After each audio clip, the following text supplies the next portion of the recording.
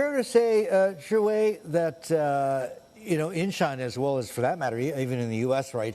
As far as consumption goes, which is like the U.S., I mean, depending how you calculate it, 2/3 to 3/4 of the economy, people are buying services. They're not so much buying things or products. Yeah, I think people are buying, small items, right? So in terms of large purchase, like for instance, property sales, car sales, if you look at those numbers, they're not encouraging, right? So that shows the confidence in the market among consumers is probably not that high. I mean, it's not that surprising if you look at the unemployment data. I mean, a lot of the young people are unemployed, right? So the unemployment rate for the young generation is above 20%.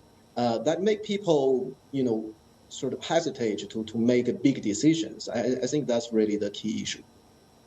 What are the implications? What does it mean for the economy, for corporates, for markets as well? What we've seen in the last 24 or 36 hours, China saying, look, our gallium, our germanium, sorry, keeping it for ourselves, you can't have that.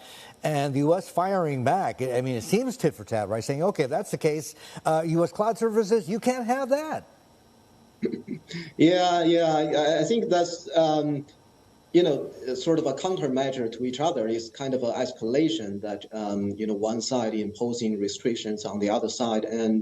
But we need to keep in mind that this is not a ban, right? So it is an approval system that potentially, China could approve or deny approval at their discretion. And so down the road, there will be probably a lot of back and forth. But if you look at the overall trend, I would say U.S.-China relations getting a little bit better on the margin, right? So Janet Yellen coming, Blinken was in Beijing earlier, and compared to first quarter, that two sides just didn't talk to each other at all. I mean, this is I would say on the margin a little bit better.